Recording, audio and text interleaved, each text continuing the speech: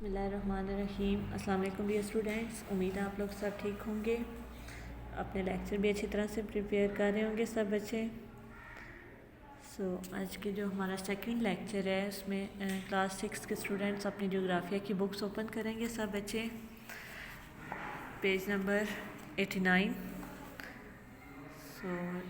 جو فرسٹ ہمارا لیکچر تھا اس میں جو ہم نے چیپٹر سٹارٹ کیا تھا وہ تھا انسانی بستیاں، ٹھیک ہے، جہاں پہ انسان رہتے ہیں، ایک جگہ کو بساتے ہیں، وہاں پہ اس میں ہم لوگوں نے اس کے تعارف کے بارے میں پڑھا تھا اور اس کے بارے میں کہ کون کون سے ایسے عوامل ہوتے ہیں جو کہ ضروری ہوتے ہیں بستی کو بسانے کے لیے، ٹھیک ہے۔ اس کا ہم لوگوں نے ریڈنگ کی تھی یہاں تک، پاکستان کی موجودگی یا فراہمی، پیج نمبر 90 تک۔ اس کے بعد آج ہم لوگ جو سٹارٹ کریں گے وہ ہے معتدل آب و ہوا کے، جو آب و ہوا جو موسم ہوتا ہے وہ کس قسم کا ہونا چاہیے۔ سب سے پہلے ہے انتہائی آب و ہوا انسان کے لیے مشکلات کا باعث ہوتی ہے، لہٰذا انسان اپنی بستیوں کو آباد کرنے کے لیے معتدل آب و ہوا کے علاقے کو منتخب کرتے ہیں، ٹھیک ہے۔ جو بستی بسائی جاتی ہے اس کے لیے درمیانے درجے کی آب و ہوا جو موسم ہوتا ہے اس کو دیکھنا چاہیے، ورنہ فصلوں اور جانوروں کی افزائش آسان نہ ہوگی۔ مثال کے طور پر موسم گرما میں پاکستان میں صحرائے تھار اور اس کے گرد و نواح میں جانور بلند درجہ حرارت کی وجہ سے مر جاتے ہیں۔ اس موسم میں صحرائی علاقوں میں پانی اور غذائی اجناس میں کمی ہو جاتی ہے، اسی وجہ سے معتدل درجہ حرارت کے علاقے انسانی بستیوں کے قیام کے لیے بہترین تصور کیے جاتے ہیں، ٹھیک ہے۔ جہاں پہ بھی انسانی رہنا ہو، بستی کا قیام ضروری ہو، وہاں پہ درمیانے درجے کی آب و ہوا، درجہ حرارت ہے وہ درمیانہ ہونا چاہیے تاکہ وہاں پہ آسانی سے بستی بسائی جا سکے، ٹھیک ہے۔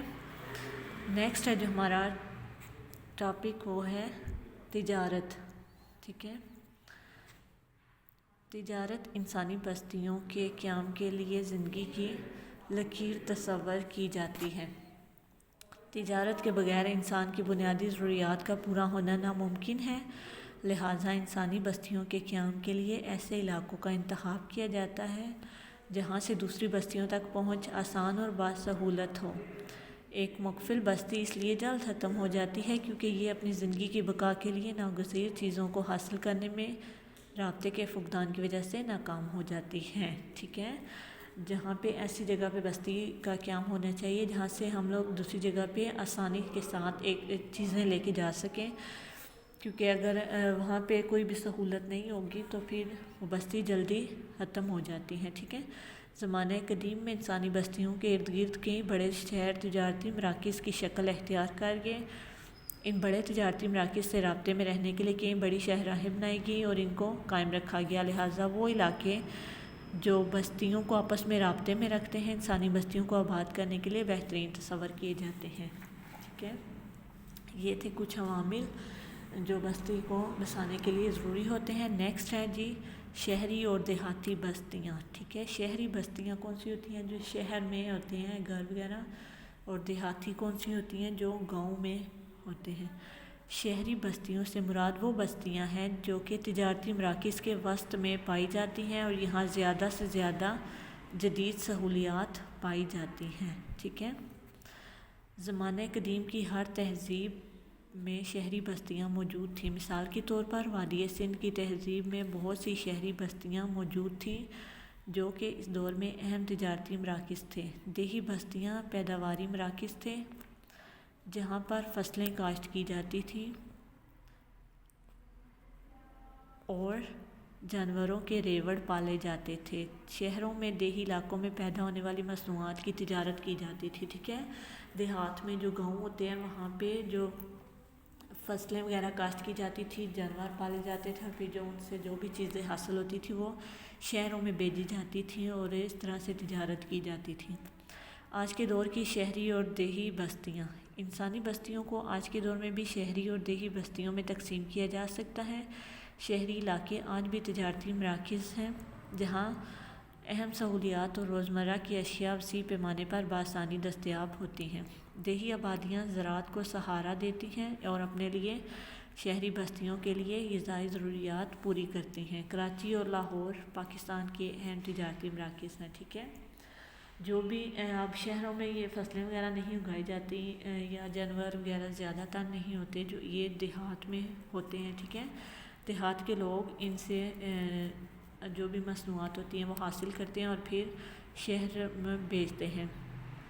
دیہی اور شہری دونوں طرح کی بستیوں کی اپنی خصوصیات ہیں۔ دیہی علاقے جسامت کے لحاظ سے شہری علاقوں سے کم پھیلے ہوئے ہیں۔ ٹیکنالوجی کے لحاظ سے شہری علاقے زیادہ تر ترقی یافتہ ہیں اور آبادی میں زیادہ بڑے ہیں۔ جدید شہروں میں صنعتی ترقی زیادہ ہوتی ہے، جہاں پر مختلف اشیاء تیار کی جاتی ہیں اور ان کو منڈیوں میں فروخت کیا جاتا ہے۔ ان اشیاء کو تیار کرنے کے لیے خام مال کی ضرورت ہوتی ہے، جو بڑے پیمانے پر دیہات سے خرید کر شہروں میں لایا جاتا ہے، جس سے کپڑا اور دیگر اشیاء تیار کی جاتی ہیں، ٹھیک ہے۔ یہاں تک اس لیکچر میں ہماری آج کی ریڈنگ تھی۔ نیکسٹ ریڈنگ ہم لوگ نیکسٹ لیکچر میں کریں گے۔ آپ لوگوں نے گھر میں اچھی طرح سے ریڈنگ کرنی ہے اس کی، آپ لوگوں کو سمجھ آئے گی کہ شہری اور جو دیہاتی بستیاں ہوتی ہیں ان میں فرق کیا ہوتا ہے، ٹھیک ہے۔ جو چیزیں شہروں میں دستیاب نہیں ہوتی وہ دیہات میں دستیاب ہوتی ہیں، ٹھیک ہے، اور پھر یہاں سے تجارت کی جاتی ہے آسانی کے ساتھ۔ نیکسٹ ہم لوگ پیج نمبر 10 کریں گے 101، ٹھیک ہے۔ اس میں مشق ہے جو سب سے پہلے ہم لوگ دیکھیں گے، درج ذیل سوالات کے تفصیلی جواب لکھیں، ٹھیک ہے۔ سب سے پہلے ہم لوگ تفصیلی جوابات جو لانگ کوسچنس، اس میں کوسچن نمبر 1 دیکھیں، انسانی بستیوں کی آبادکاری میں کون سے عوامل کار فرما ہیں، ٹھیک ہے۔ انسانی بستیوں کی آبادکاری میں کون سے عوامل کار فرما ہیں، اس کا آنسر آپ لوگ دیکھیں گے پیج نمبر 90 پہ، ٹھیک ہے۔ کسی انسانی بستی کے قیام کے لیے اہم جغرافیائی عوامل درج ذیل ہیں۔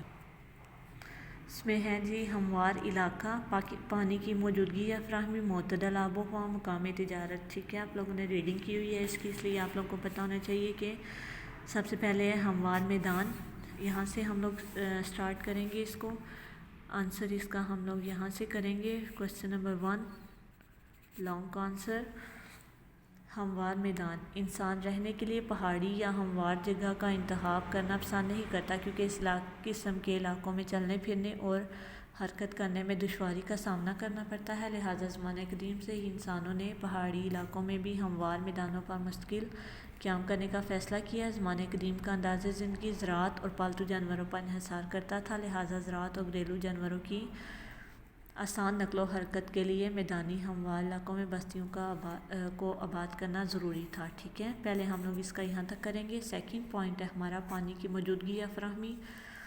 پانی زندگی کی ضمانت ہے اور پانی کی غیر موجودگی میں زندگی کی بقا ناممکن ہے۔ اس وجہ سے پانی کے ذخائر کے نزدیک لوگوں کی بستیاں نظر آتی ہیں۔ اس کی وجہ یہ ہے کہ انسان کو اپنی جسمانی ضروریات، صفائی اور اپنے جانوروں کے پینے کے لیے پانی کی بے انتہا ضرورت ہوتی ہے، ٹھیک ہے۔ پہلے ہم لوگ اس کا یہاں تک کریں گے، یہ بھی ہمارا کوسچن نمبر 1 کا آنسر ہے لانگ کا۔ نیکسٹ ہے جی معتدل آب و ہوا، انتہائی آب و ہوا انسان کے لیے مشکلات کا باعث ہوتی ہے، لہٰذا انسان اپنی بستیوں کو آباد کرنے کے لیے معتدل آب و ہوا کے علاقے کو منتخب کرتے ہیں، ٹھیک ہے۔ پہلے ہم لوگ یہاں تک کریں گے اس کا آنسر، اس کے بعد کریں گے ہم یہاں سے معتدل درجہ حرارت کے علاقے انسانی بستیوں کے قیام کے لیے بہترین تصور کیے جاتے ہیں، ٹھیک ہے۔ نیکسٹ ہے ہمارا تجارت۔ تجارت انسانی بستیوں کے قیام کے لیے زندگی کی لکیر تصور کی جاتی ہے۔ تجارت کے بغیر انسان کی بنیادی ضروریات کا پورا ہونا ناممکن ہے، لہٰذا انسانی بستیوں کے قیام کے لیے ایسے علاقوں کا انتخاب کیا جاتا ہے جہاں سے دوسری بستیوں تک پہنچ آسان اور باسہولت ہو، یہاں تک، ٹھیک ہے۔